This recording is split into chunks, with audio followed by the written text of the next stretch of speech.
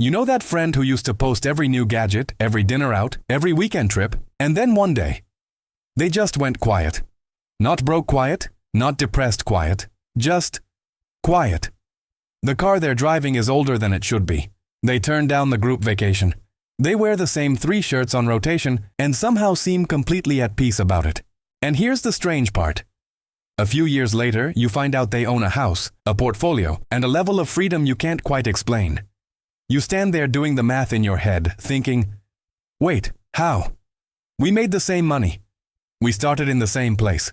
And the answer is sitting right in front of you. You just weren't trained to see it. They look for wealth in the loud stuff. The watch, the car, the designer logo, the vacation photos with the perfect lighting. But the very first sign that someone is quietly getting rich isn't something they buy. It's something they stop doing. It's a quiet, almost invisible shift in behavior that happens long before the money shows up. And once you learn to spot it, you'll start seeing it everywhere. In your coworkers, in your family, in the people you'd least expect. And maybe, if you're lucky, in yourself. That hunger to impress, the one that quietly drives almost everybody else, the one running in the background of nearly every purchase most people make, it just dies. And that single shift changes everything that comes after it. Everything. The money, the calm, the freedom, the choices. It all flows from this one quiet death of the need to be seen. My name is Jake, and I spend way too much time thinking about money, human behavior, and why some people build quiet, unstoppable wealth, while others stay stuck their entire lives performing a lifestyle they can't actually afford. I've watched people earning fortunes stay broke, and I've watched people earning very little quietly build real freedom. And the difference almost never comes down to income. It comes down to the thing I'm about to show you. So if you want to understand the real signals behind wealth, the ones nobody talks about because they're not flashy, because they don't sell courses or get rich quick dreams, hit that subscribe button and give this video a thumbs up if it helps you see money a little differently. Trust me, by the end of this, it will. When you picture a wealthy person, what do you actually see? Be real with yourself. Most people picture a big house, a nice car, expensive clothes, watches, vacations that look amazing on a screen. That's the image we've all been handed. But here's the uncomfortable truth. Almost everything you've been trained to see as wealthy is actually the costume of people trying to feel wealthy. It's a uniform worn by people who are usually one bad month away from disaster. The real thing, actual, durable, sleep well at night wealth, usually looks like nothing at all. It looks boring, it looks ordinary. And that, right there, is exactly why you keep missing it. What you buy becomes a way of telling the world who you are. The new phone says, I'm doing fine. The nice car says, I've made it. The vacation photos say, look how good my life is, look how happy I am. We don't even notice we're doing it. It's just the water we swim in. From the time we're kids, we learn that stuff equals status and status equals worth. Nobody sits us down and teaches it. We absorb it, from ads, from movies, from watching everyone around us do the exact same thing. Every dollar that used to go toward looking a certain way is suddenly free to do something else, to grow, to compound, to build a foundation underneath them. That's the first domino. It's small, it's quiet, almost nobody sees it fall, but it knocks down every domino after it. But a tree that's actually built to survive storms does something different first. Before it grows up, it grows down. It pours its energy into roots you can't see, deep underground, anchoring itself into the earth. And from the outside, it looks like nothing is happening. It looks slower, smaller, less impressive than the flashy saplings around it shooting up fast, showing off how quickly they can climb. Because the storm always comes. A job loss, a recession, a medical bill, an emergency nobody saw coming. And when it does, the tall, hollow ones snap. They've got nothing holding them down. The quiet one, with the deep roots, it bends, it sways, and it's still standing when the wind dies. People who are quietly becoming wealthy are growing roots. That's why, on the surface, it looks like nothing special is happening with them. The growth is completely real. It's just happening in the one place you've never been taught to look, underground, where nobody claps for it. When you feel insecure about money, about your place, about whether you've made it, you spend to cover it up. You buy the thing that signals success because some part of you is quietly afraid that people will see the truth. That you haven't arrived yet. That you're still figuring it out like everyone else. The flashier the spending, the louder the insecurity it's usually trying to drown out. The biggest displays of wealth are very often the biggest cries for reassurance. And performance is brutally expensive. Every single day you're paying a tax just to keep the show running, a status tax. And most people pay it their entire lives without ever once questioning the bill.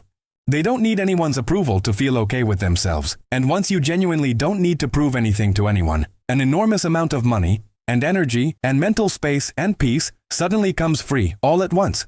Every time you scroll past someone's highlight reel and feel that quiet pressure to keep up, that's the treadmill. Every time you buy something and the very first thought is who's going to see it, that's the treadmill.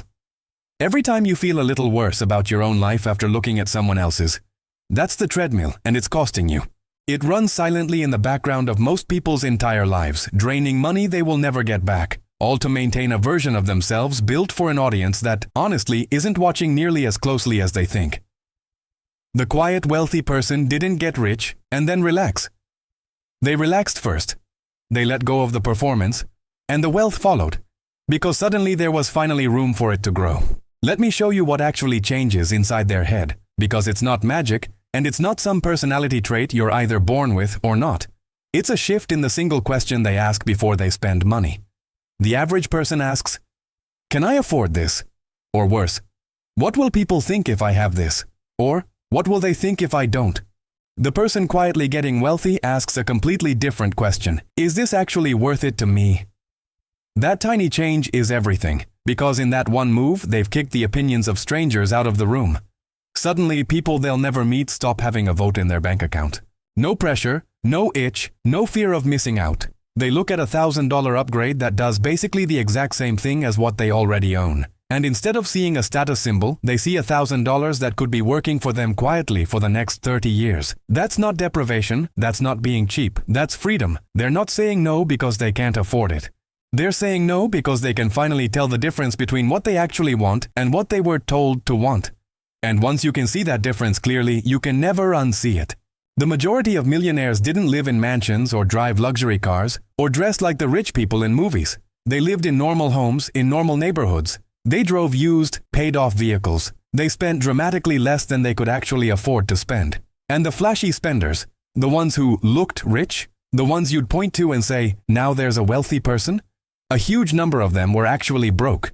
High income, sky-high debt, almost nothing saved, big paychecks, empty foundations. Because they understood something most people never learn in their entire lives. You cannot look rich and become rich at the same time with the same dollar. You have to choose. It's a fork in the road, taken thousands of times, one purchase at a time. Every single dollar gets spent on the appearance of wealth, or it gets invested into the reality of it. You can buy the costume, or you can buy the freedom. You cannot buy both with the same money. The quiet ones chose reality over and over and over again, and decades later the data proves they were right. They stop chasing lifestyle upgrades, so their expenses stay flat even as their income climbs. And that gap, the space between what they earn and what they actually spend, gets wider and wider every year. That gap is the single most important number in all of personal finance. It's the whole game. Most people, the second they get a raise, immediately inflate their life to match it. Bigger paycheck, bigger apartment, nicer car, fancier everything. And somehow they end up just as broke at a high salary as they were at a low one. They got a raise and gave themselves a more expensive prison. The quiet wealthy get that same raise and nothing visible changes at all. The money just quietly vanishes into investments where it can grow untouched for decades. The other bought a piece of their own freedom and tucked it away. And here's the part that truly compounds. Because they're not spending to impress. They're not stressed about money. And because they're not stressed, they make calmer, clearer, smarter decisions. And smarter decisions build more wealth, which buys more options, which makes them even less worried about what anyone thinks, which makes them even calmer. It's a loop. A quiet, powerful loop that feeds itself and accelerates every single year. Meanwhile, the loud spender is stuck in the opposite loop. Stress, panic, bad decisions, more stress, spinning faster and faster in the wrong direction.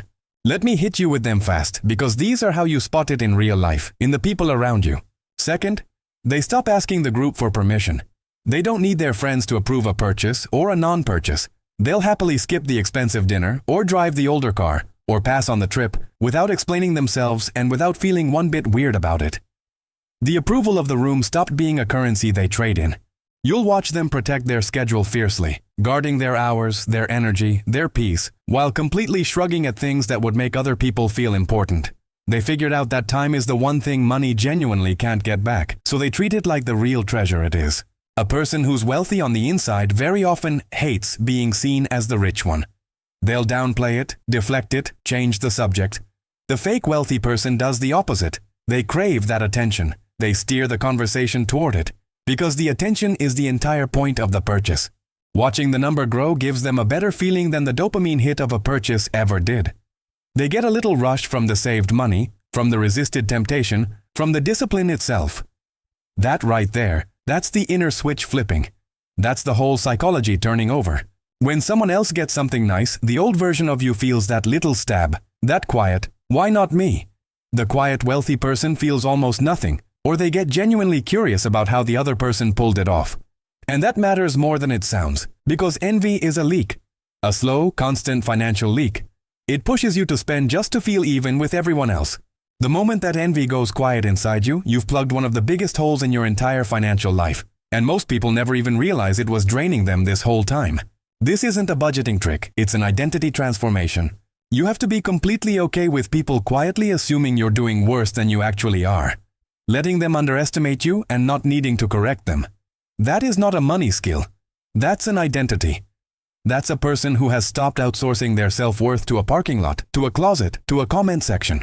The same quiet confidence that lets you skip the flashy car is the same confidence that lets you negotiate harder at work, walk away from a bad deal without flinching, say no to people who drain you, and wait patiently for the right opportunity instead of grabbing the first shiny thing that floats by. The money almost becomes a side effect. The real wealth, the thing that actually changed your life, is the person you had to become in order to build it. You don't get rich and then become solid. You become solid, and the riches are what's left over. The car breaks down, the rent goes up, the phone dies, and each one feels like a small emergency that hijacks your entire month. You're so busy defending the image and patching the leaks that you never have a spare ounce of breathing room to notice anything bigger. A friend mentions a business idea, and instead of thinking must be nice, they think I could actually put a little money into that. A great deal pops up that requires moving fast, and they have both the cash and the clear head to actually move on it. A chance to invest in themselves comes along. A course, a certification, a connection, a calculated risk, and they don't flinch at the cost because they're not stretched thin pretending to be something they're not. It's that freedom from needing to impress gives you options, and options are where every single opportunity in life actually lives. The loud spender literally cannot see the open door because they're too busy decorating the walls of the room they're trapped in. When you have even a small cushion behind you, your brain physically relaxes. You stop operating from fear and start operating from calm. And almost every good decision you'll ever make about money comes from calm, never from panic. Panic makes you take the bad job, accept the lowball offer, sell at the bottom, and grab the first thing out of pure desperation. Calm lets you wait, think, and choose. That's why the quiet, wealthy person seems almost lucky. Like good opportunities just keep finding them. They're not lucky. They build the calm that lets them say yes to the right things and no to the wrong ones. Luck favors the person who isn't desperate every single time. And desperation is exactly what spending to impress quietly manufactures month after month in everyone still trapped on that treadmill. Now here's something that's going to sound completely backwards. The person quietly getting wealthy often cares less about small purchases than you'd ever expect. They're not clipping coupons and agonizing over a $3 coffee. That was never the point. The whole thing was never really about being cheap. People get this wrong constantly. They think frugal means miserable, pinching every penny. That's not it at all. What they actually did was zoom out. They stopped sweating the tiny decisions and got deadly serious about the big ones. Where they live, what they drive, how much they keep, and where they invest it. Because those big choices don't swing your future by a few dollars here and there. They swing it by tens of thousands, hundreds of thousands. Over a lifetime, the big 4 or 5 decisions are essentially the entire ballgame, and everything else is noise. So while everyone else is obsessing over the small stuff, feeling responsible because they made coffee at home, while quietly bleeding out on the enormous stuff, the oversized car payment, the apartment that's 2 sizes too big, the lifestyle they can't actually carry, the quiet wealthy person did the exact opposite. They let the small stuff go without guilt, and they won the war on the handful of decisions that actually move the needle. That's the entire difference between looking disciplined and being free. One is a performance of responsibility. The other is the real thing, and it changes your whole life. Because when you genuinely don't need to impress anyone, and you've got savings quietly stacking up behind you like a safety net, you carry yourself completely differently. People can feel it before you say a single word. You can walk away from a bad client, a toxic boss, a relationship that costs you more than it gives. People sense that energy instantly.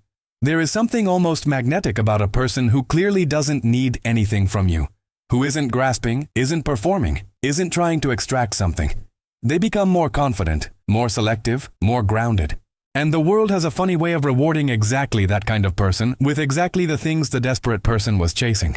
And that means they can never ever say no to the paycheck that feeds it. They can't quit. They can't push back. They can't take the risk. They look completely free from the outside. And they're the most chained person there.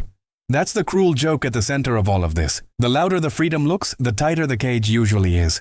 But here's where I have to stop you, because this is exactly where people get it twisted, and I don't want you to walk away with the wrong lesson. Going quiet is not the same thing as building wealth. There's a fake version of this, and you need to know the difference, cold, or you'll fool yourself. Or worse, they let life slowly absorb it without ever putting a single dollar of it to work. Being quiet does not automatically equal being wealthy. The first sign is completely real, but it's only the first sign. It's the door opening. It is not the whole house. It's permission to start, not proof that you've finished. They stop performing wealth, and they aggressively put all that freed up money to work, investing it, growing it, letting it quietly compound in the background for years and years and years. If you only do the first half, if you just go quiet, you're nothing more than a calmer version of stuck. The actual magic is in the combination. Kill the need to impress, and then take every single dollar that need was costing you and aim it like a laser at your future. So don't just go quiet and coast. Go quiet and build. That word, build, is the whole thing. That's where quiet turns into wealthy. Picture two people, same income, same age, same city, same starting line in every way that matters. Over a few decades, that one habit, just the car, silently drains a genuine fortune. Enough money to have completely changed the trajectory of their life. And here's the kicker. The moment they drove each shiny new one off the lot, it instantly lost a big chunk of its value. So they weren't just spending money. They were actively destroying their own wealth over and over, on a loop, all to send a signal to people who, let's be honest, weren't even really paying attention. Fast forward 20 years. One of them is stressed about money, lying awake at night in a really nice-looking car. The other one is genuinely deeply free, in an ordinary one. Same start, opposite ending. And the only real difference between their two entire lives was the single day one of them decided they no longer needed to be seen. It's not about saying no to everything good in life and grinding yourself down. It's the complete opposite. Once you stop spending to impress other people, you finally get crystal clear on what you actually enjoy. You realize that half the stuff you used to chase, you never even wanted in the first place. You wanted what it would say about you. You wanted the reaction, not the object. Strip all that away, and your money suddenly starts flowing only toward the things that are genuinely, authentically yours. The experiences, the freedom, the security, the people that actually mean something to you. You end up spending less but somehow enjoying it more because every dollar is finally honest. That's the secret almost nobody ever tells you. The quiet wealthy aren't sacrificing a great life to get rich. They figured out that the performance was the very thing standing between them and a great life this whole time. And when that wanting finally goes quiet inside you, you can suddenly hear what you do want. And it's almost always simpler, cheaper, and far more real than the version the world was so aggressively selling you. People spend their entire lives chasing more, while the quiet wealthy quietly discovered that enough was a real number, a reachable number, and that peace was waiting on the other side of it the whole time. So look, the first sign that someone is quietly becoming wealthy isn't a number in a bank account you can't see. It's a shift you absolutely can see if you just know what to look for. It's the moment they stop trying to look rich and start quietly getting there. It's the silence where the showing off used to be. It's the calm where the panic used to live. It's the roots growing deep in the place where nobody's watching and nobody's clapping. Once you've seen it, you'll spot it in people everywhere. The quiet ones, the underestimated ones, the ones who let you think they're doing worse than they are while they build something real underneath. Because if you have, you might be much further along this road than you realize. And if you haven't yet, if you're still on that treadmill, still paying that status tax every month, then honestly today is a pretty good day to step off and start growing some roots. Your future self, the free, calm, quietly wealthy version of you that's possible, gets built by the decisions you make right now, in private, in the small quiet moments where absolutely nobody is clapping for you. That version of you is counting on the choices you make today. So do me a favor. Drop a comment and tell me, which of these signs do you already recognize in yourself? Be honest. And if this changed the way you see money even a little bit, hit that subscribe button, because the next one is going to hit even harder, and I don't want you to miss it.